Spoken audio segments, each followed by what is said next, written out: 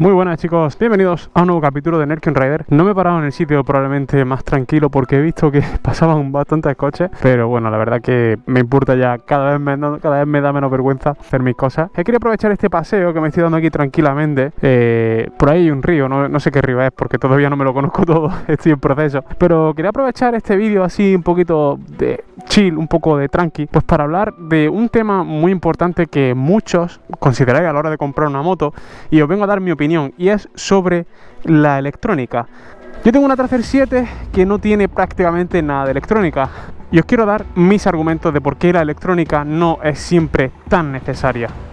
Así que vamos a dar una vueltecita, voy a dar una vueltecita aprovechando este atardecer tan bonito, y vamos a charlar un rato.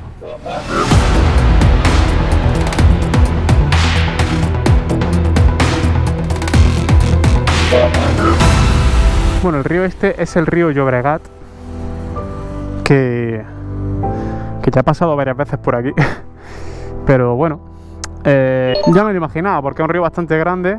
Bueno, lo primero que quiero decir es que yo no voy a hablar en contra de la electrónica por el mero hecho de que yo tenga una Tracer 7 y que sea una moto que no tiene electrónica, ¿no? Estoy muy en contra de la gente, más que de la gente, del pensamiento de que como tengo una moto X y tiene esta virtud o tiene este defecto, pues voy a defenderla a capa y espada porque es mi moto. Y yo creo que es una cosa que realmente va en contra del pensamiento crítico, ¿no? De poder decir, no, es que esta moto es buena en esto, es mala en esto, esto es mejor por esto, por cosas lógicas, ¿no?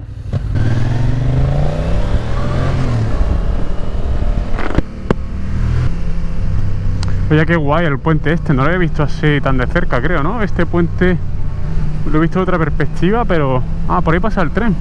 La verdad que con el atardecer está muy guay, pero no se ve un carajo cuando te pega de frente, ¿eh? Yo, por el hecho de tener una Tracer 7, no voy a decir que la electrónica no es necesaria, que la electrónica te hace menos hombrecito, te hace menos tal, te hace peor piloto, porque no creo que sea así.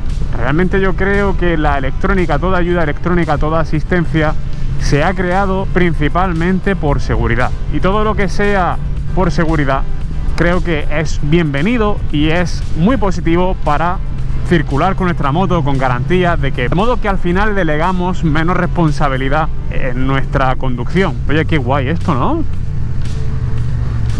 Aquí estas casitas viejas. Joder, es que un día tengo que quitar el GPS y tirar por cualquier lado. Y como decía, pues al final el hecho de que se delegue menos, ¿no? Que al final la responsabilidad, entre comillas, del piloto sea menos, pues está muy bien cuando la máquina es la que controla y lo hace bien. Pero también es cierto que en ese sentido también nos hace quizá más torpes porque comprendemos menos por qué pasan las cosas, ¿no? Ojo, que vamos a cruzar aquí el río.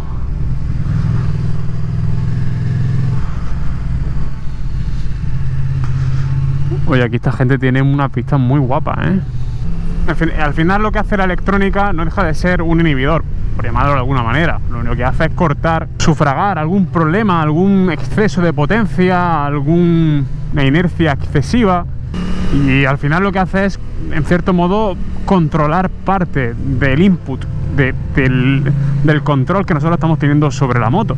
Eso, para una persona que acaba de empezar en el mundo de la moto, tiene la parte buena de que no se va a encontrar nunca con sensaciones que se pueden salir un poco del rango de seguridad. Pero por otra parte, también yo personalmente pienso que hay ciertas sensaciones, ciertas experiencias que forman parte de la experiencia y del aprendizaje natural de ir en moto. Es un tema difícil de tratar porque obviamente no se supone que no se debe de ir, por ejemplo, derrapando con la rueda trasera, ¿no? Entonces, claro, si tú tienes un control 100% integral en tu moto que te corta toda esa potencia para evitar un derrapaje, que lo único que va a hacer va a ser provocar una menor adherencia en la rueda trasera, pues obviamente te ciñes a eso. La electrónica es 100% necesaria. Pero yo considero que hay ciertos matices, como todo en la vida, ¿no? Entonces, realmente el hecho de que te patine un poquitín la rueda en alguna salida de curva, en alguna aceleración fuerte, realmente no se debería experimentar un poquitín. Porque, a ver, seamos sinceros, no creo que por el hecho de que la rueda te patine un poco, te vaya a sacar al suelo. Y lo digo porque yo era una persona que era muy miedosa en ese sentido. En decir, joder, es que aquí en una curva pegas un aceleroncito, ¿no? Y la moto se va. A ver, no estoy hablando de hacer full puño en mitad de la curva, ¿no? Pero sí es cierto que, bueno, que a baja velocidad, en la típica salida así en una curva no muy cerrada, si das un poquito de gas notas como la rueda trasera desliza un poquito, y creo que es una cosa que forma parte de la conducción. Obviamente en carretera se tiene que evitar, ¿no? Y yo no soy una persona que vaya buscando obviamente esos límites, ¿no? Porque al final, para que se produzcan esas cosas, estás acercándote más al límite de la conducción y a una conducción muy deportiva que para carretera seguramente no encaje ni por probablemente valores éticos ni por legalidad, ¿no? Que al final es lo peor. Como aparte del control de tracción, que me estoy centrando mucho, obviamente también hay otros tipos de controles, como el control de estabilidad, ¿no? Que también te evita que haya ciertos tipos de derrapajes. Los anti-wheelie, por ejemplo, también son una opción muy interesante. De hecho, os voy a contar una anécdota mía reciente de hace poco.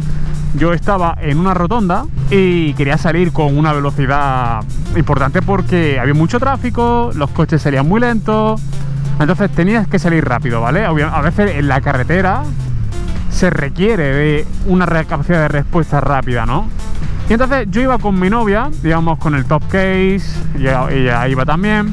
Entonces salí en primera bastante fuertecito. ¿Qué ocurre? Que yo, como no voy solo, pues no tiendo a mover tanto el cuerpo, ni tanto para las aceleraciones, ni para la frenada, ni para los giros, porque la llevo allá detrás. Y resulta que, bueno, que salí así un poquito fuerte en primera, saludos, y la moto pues se me levantó. Se me levantó un poco, hicimos un caballito, obviamente no perdí el control de la moto y no pasó nada. Es decir, simplemente hice el caballito, aflojé un poquito, la moto volvió a caer del tren delantero y ya simplemente hice la rotonda, claro. Para mi novia no fue agradable porque se pensaba al principio que la había hecho adrede, cuando obviamente no fue así. Y también tengo que decir que, bueno, que yo no me lo esperaba, ¿no? Con un sistema anti-wheelie, seguramente eso no hubiera ocurrido. Pero también es cierto que probablemente la salida de la moto hubiera sido un poco más lenta. También es cierto que a la hora de hacer el caballito ya la salida no es tan rápida porque pierde esa energía en que la moto se levante en lugar de ir recta. No estoy diciendo que el anticaballito en ese caso hubiera sido peor, obviamente el anticaballito en ese caso hubiera sido mejor. Lo que quiero decir con esto es que a mí el caballito no me sorprendió malamente, porque yo he practicado en sitios cerrados a hacer power wheelies. Yo estaba acostumbrado a esa sensación y pude controlar el caballito, ¿no? Obviamente también tengo que decir que para que una moto, por lo menos de esta potencia, te haga un caballito y te lance para atrás como si fuera un caballo, te lo puede llegar a hacer, pero tienes que llegar a apurar muchísimo el acelerador y no cortar cuando ves que la moto se te está levantando, ¿no? ¿Qué ocurre? Que una persona que siempre está acostumbrada a las ayudas desde el primer día, el día que coja una moto que no tenga ayudas, quizás se pueda haber sorprendido. Pero es que hay un detalle muy importante, y es que las ayudas en una moto están muy bien para temas de seguridad, pero tú, por ejemplo, si te compras una moto con 100 Nm y tú tienes el control de tracción, tu moto nunca te va a dar esos 100 Nm porque te va a acabar derrapando, porque el control de tracción te va a evitar que la rueda te derrape y por lo tanto que no se aplique toda la potencia. Entiendo que por una parte no tiene mucho sentido que se aplique la potencia si la rueda va a derrapar, pero por otra parte es como que la moto se está autolimitando. Entonces para mí hay una balanza ahí un poquito que nos lleva a un punto muy interesante de mi punto de vista, y es que los controles, que las ayudas electrónicas son graduables.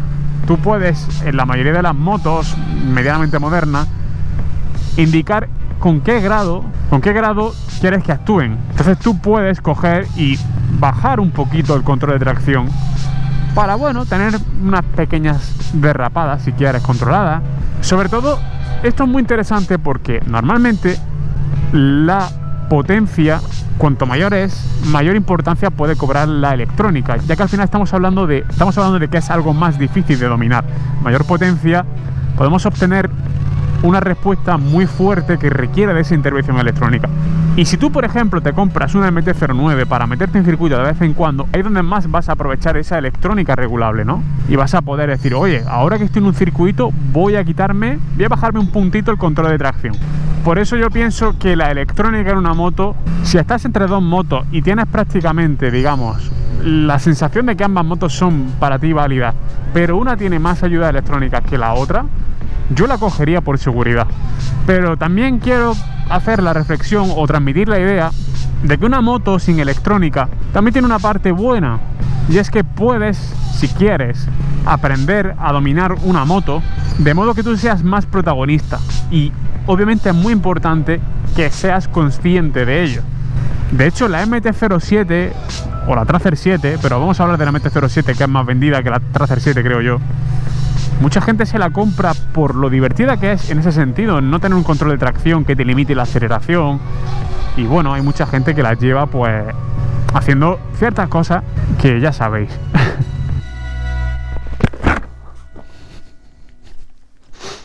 Oye, aquí para echarte una meriendita, ni tan mal, ¿eh? Not bad, not bad. Mira qué guapa la moto, tío. Con las luces LED. Y eso es lo que quiero decir, que una moto sin electrónica no es el demonio, ¿vale? O sea, mucha gente lo tiene catalogado como que es una cosa horrible, cuando para nada es así. Obviamente digo, electrónica necesaria, si viene en una moto, oye, bienvenida sea, aprovechadla, utilizadla, configuradla. No os cojáis la moto de serie y ya está, también podéis hacer ciertos cambios, modificaciones a vuestro gusto, estilo de conducción. Pero si una moto no tiene electrónica, también podéis sacarle un punto positivo de notar esas sensaciones tan guays que te ofrece la moto sin electrónica. Y quiero aclarar que no hablo del ABS, el ABS sí que lo considero muy importante para la conducción en carretera, para la mayoría de nosotros. El ABS en carretera es fundamental. Así que nada, chicos, espero que esta reflexión os haya llegado la idea que yo os quería transmitir. Quiero que me dejéis en los comentarios qué pensáis de la electrónica. Como siempre, deciros que tengo un grupo en Telegram al que os podéis unir. Y ya sabéis que nos vemos en el próximo ride. ¡Hostia, la cabra! ¡Oh, qué guapo! ¡Hola! Se ha ido.